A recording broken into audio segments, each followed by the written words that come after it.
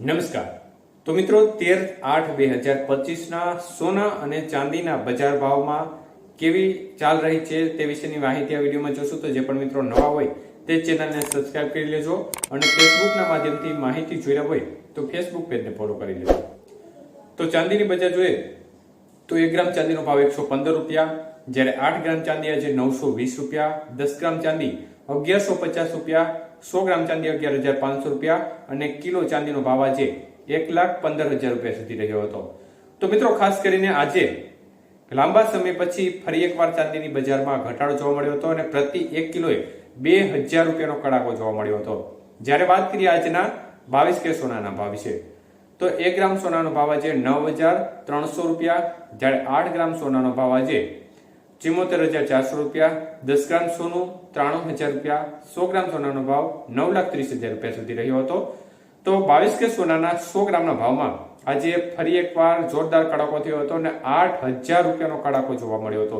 જ્યારે વાત કરીએ 24 કે સોનાના ભાવ વિશે તો મિત્રો 1 ગ્રામ સોનાનો ભાવ આજે 10,145 રૂપિયા, જ્યારે 8 ગ્રામ સોનાનો ભાવ આજે 81,160, 10 ગ્રામ સોનાનો ભાવ આજે 1,01,450 રૂપિયા અને 100 ગ્રામ સોનું 10,14,500 રૂપિયા સુધી રહ્યું હતું. તો ખાસ કરીને આજે 24 કે સોનાના 100 ગ્રામના ભાવમાં પણ 8,800 રૂપિયાનો મોટો કડાકો જોવા મળ્યો હતો.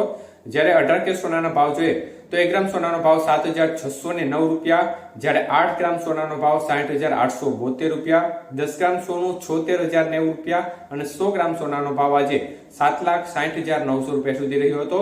તો મિત્રો 18 કે સોનાના 100 ગ્રામના ભાવમાં બજારમાં આજે 6,600 રૂપિયાનો મોટો ઘટાડો જોવા મળ્યો હતો. તો મિત્રો ખાસ કરીને છેલ્લા 3 દિવસથી બજારનું વલણ જોવા જઈએ તો ઘટાડા તરફી ચોક્કસપણે રહ્યું છે, પરંતુ છેલ્લા 2 દિવસથી બજારમાં જોરદાર ઘટાડા તરફી વલણ જોવા મળી રહ્યું છે. મુખ્યત્વે અત્યારે આજે અમેરિકાનો ડેટા આવવાનો છે, સાથે સાથે 15મી ઓગસ્ટના રોજ ડોનાલ્ડ ટ્રમ્પ અને પુતિન વચ્ચે અલાસ્કામાં એક મહત્વપૂર્ણ બેઠક મળવાની છે અને આ બેઠકમાં અનેક નિર્ણયો લેવાય તેવી સંભાવનાઓ છે.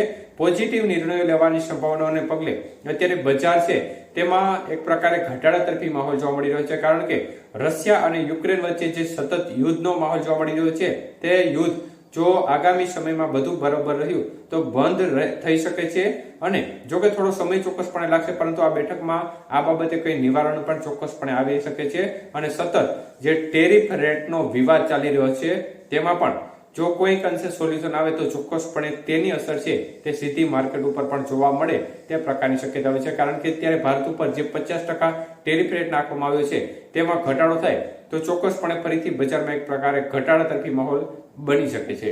તો ડોલર સામે રૂપિયાનું મૂલ્ય જોવા જઈએ તો 87 રૂપિયા 71 પૈસા નજીક ડોલર સામે રૂપિયાનું મૂલ્ય જોવા મળી રહ્યું છે.